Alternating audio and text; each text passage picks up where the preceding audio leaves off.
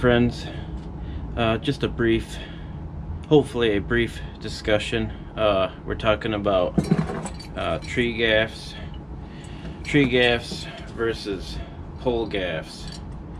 And if you haven't seen my last video where I mentioned it was my first time ever using pole gaffs, I will leave the link to that video at the end of this video. You can click on that and watch that. But I thought my experience was using pole gaffs after using tree gaffs for I think it's been 5 years since my first climb, and yeah, for about 5 years since my first climb ever, and it's been tree gaffs all the way up until, like I said, that last one. That was my first time ever trying pole gaffs, and I thought that was my experience with them was so profound and changed everything for me that it probably warranted a little expanding on that, where it warranted its own video. So we'll just do a quick look, compare the two, and then I'll tell you a little bit about some of the key benefits for me. So here we have these are both Buckingham steel spikes, by the way, just your basic steel spurs. And I just switched the pad. My Buckingham Velcro cushion wraps, they got the steel insert or whatever in the angled shank part there. But anyways, here's your pole gaff that my pad's on now. Here's the tree gaff, so we can see the noticeable. Let's go from the side here. I'll line up the stirrups as even as I can here, so we can see the difference. Quite a big difference. The tree gaff sticks out much farther. So right away for me, there's one benefit on my feet, where I noticed you know, how much closer they are to the wood. And when you think about this could be some concern to some people, you know, maybe why they stayed away from pole gaffs when they look at the length. But you think about how much of the spike you're actually using, maybe on softer woods like pines and whatnot.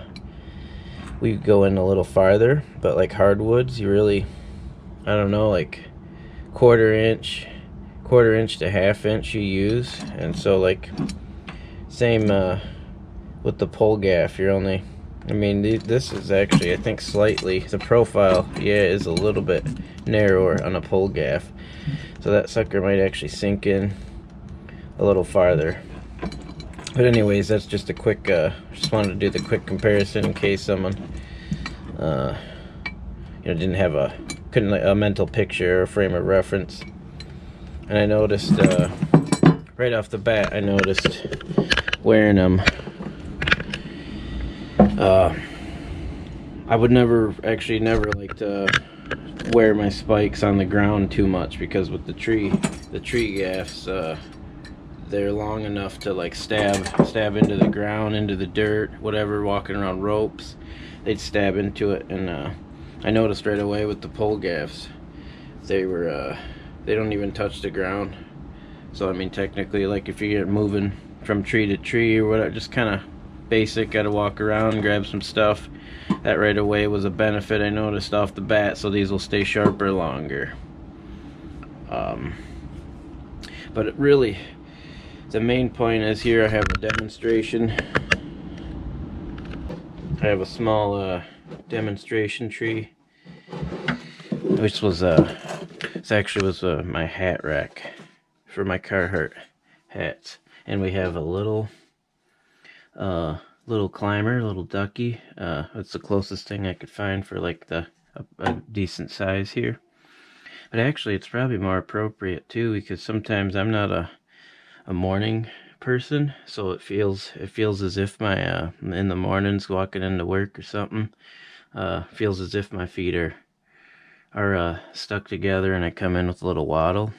And then too, it's wintertime, you'll see he has a gut, so wintertime I do pack on a couple extra so a little bit of a cheeseburger and onion ring gut, so it's appropriate. But anyways, we conveniently have this replica, this model tree, and this little climber, so we can get into our discussion of some of the key benefits, pole gaffs versus tree gaffs, and what they did for me. One thing that always kept me from diving into SRT on removals sooner was the fact of how awkward and unnatural tree gaffs always felt for me, and with my work positioning. So I would constantly, let's use this limb for example. Let's just say we're tied in up here, we're at DRT. I could, with the higher tie-in point, I could kind of swing out over to this guy, buck in. Now once I start to go up, immediately on tree gaffs, I'm aware that I'm wearing spikes and my feet pivot and rotate. And I never ever felt comfortable and natural on limbs like this at all. It always felt like I was going to swing to the bottom. So sometimes even trying to grab my saw and make a cut was, I almost couldn't even grab the saw and start it without feeling like, whoopsie, going over. So I would constantly, that's what I loved about DRT and like a zigzag with a friction saver, ring and ring friction saver. I could kind of step up, advance my buck strap, and constantly tend with one hand, advance my zigzag, one hand, and just kind of do that, and I walk up the side instead of on top, and so there it kind of kept me from going into SRT, because I was always kind of sort of doing this number on the side, and it's just hard to sort of hold your weight up and tend with SRT. But right away I noticed on limbs like this with pole gaffs, it felt almost as if I wasn't wearing spikes at all. So I just noticed immediately I just felt like always in control, and that I was going to stay on top of the lean. And I left, so I was doing SRT, and on that, like I said, I'll leave the link at the end of the video, but on that particular climb, I went into it thinking that I was possibly going to have to switch to SRT. Switch to DRT at some point in the climb, but I set a canopy anchor and went at it SRT first, and I did the whole thing SRT, and it was the absolute best experience climbing I've ever had thus far. Just the whole shebang. That was all thanks to pole gaffs. So I start going out, I immediately feel comfortable at all points. As soon as I get ready I got out to make my first cut, I just sat back and adjusted my buck strap, and I noticed I didn't even really, I tensioned up my climb line, but I noticed I didn't even have to put any body weight into it. I didn't have to lean to the side, none of that. I stayed on top of the lean, comfortable the whole time. And now granted, yeah, even stuff like this, so it's got a hard vertical, kind of a vertical, but still a lean, even that might, if it was a somewhat smaller diameter, even that with tree gaffs would be difficult for me with that whole unnatural, especially though this stuff here once you get up into here, I really needed to rely on my tie-in point. Hopefully we got a good angle here for you, friends. Back you up a bit. Maybe let's take like a vertical limb like this. This wouldn't have been as bad on tree spikes. And if I needed to, I could always swing over and weight the climb line, work it that way. But mostly, I could stay on something like that with tree spikes relatively easily and work it. But just doing this stuff like this leaning limb here, I could just, like I said, with the pole gaffs, it feels so much better. It's a world of difference. I can't even believe. That's why I thought I had to expand on it further and make a whole separate video about it. Maybe there's someone out there, a younger climber or something, that early on when I started learning about climbing, I was aware.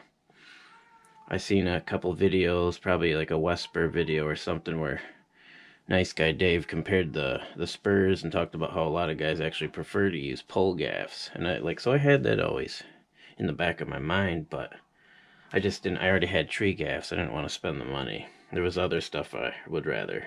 So maybe there's someone out there kind of the same thing, like, I don't know. But if they're like me and they were struggling, it felt like tree gaffs crippled me the entire time these past 5 years. I mean, I guess it wasn't wasted time, but it really felt like I was being held back, and to the point at sometimes where I almost felt like I didn't have what it takes, maybe, perhaps.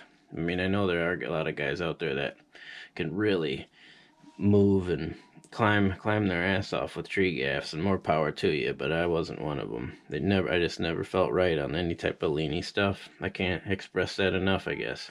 The pull gaffs have like changed everything for me, even to the point where I look at trees differently now when I'm driving by them or something down the road. I know a lot of you guys can relate. You look at trees, even at 60 miles an hour, you can spot a tie-in point and how you would work it down all in a matter of a couple seconds. I look at trees differently now thanks to pull gaffs, knowing that I can get out on any type of awkward sweeping situation. So I think those were the main points. So like I said, and I even noticed on the thick bark at the base going up that tree wasn't an issue for me at all. I took to them right away. It really wasn't very hard for me to make the switch over, which I guess is probably another valid, key point to mention. First time using them, and I felt like, at least from my perspective, and the feeling, it felt as if I had been wearing pole gaffs for a long time. It was very easy for me and comfortable right away. So going up the thick bark at the bottom, not a problem. It was kind of nice. My steps, I noticed, were different. Like, I didn't have this weird awkward hip swing. I don't know, though, just the movement in your leg with tree gaffs almost always felt like a wider outward step. Pull gaffs was more of a natural, almost like walking up a ladder or something. I don't know, not quite, but just felt very natural. And then once I got up onto like the first limb, got going, it was a little slow and clunky at first, just because I was sort of unsure. Do I just go out like a spider monkey and do it? And so I just started to, and then I stopped a couple times to tend the line, SRT. But then I realized, like, geez, I don't even feel like bad enough to where I have to. So then I just kind of kept going, and then the next couple were very similar, almost a horizontal situation, and then they'd sweep up where I had to buck in and make the cuts. But I just felt like I was gonna always stay on top of the lean, and didn't need to hang sideways off my climb line. So that's amazing. Just a total game changer, because it's like a safety issue.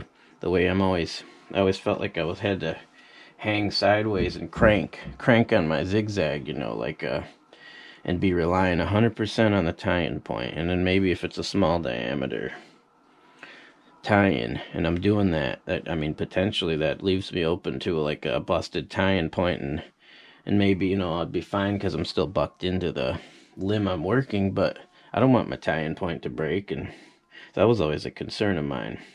But it's like there's no other way for me to do this. I can't stay on top of the lean. Now, that problem's been solved with pole gaffs. And, anyways, so there's your safety. I feel that's been solved. And just moving in general around the tree. I feel like I can go anywhere. So,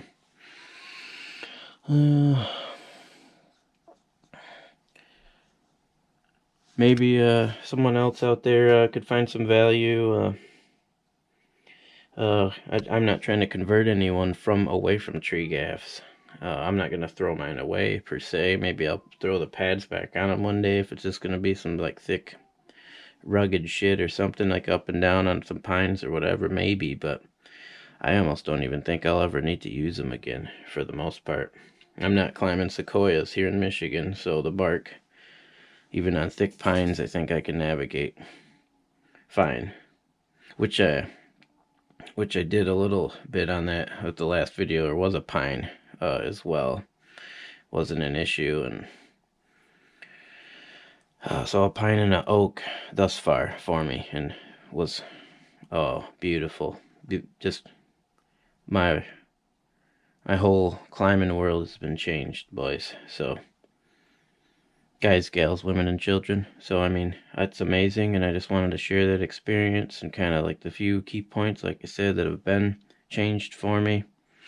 I hope I covered everything that I wanted to. That's been the difference. I believe so. So it looks like now I'll be able to rock SRT on removals more often now. That's what kept me back all the time. I needed that DRT to help support me on the awkward stuff, and now that's gonna be, it's nice. So I look forward to more action with the pole gaffs for sure. And my perspective has been changed. So I thank everyone for your support, and hope you got some value, or at least you're aware. Anyways, that was my experience, and thank you, and we'll see you on the next one.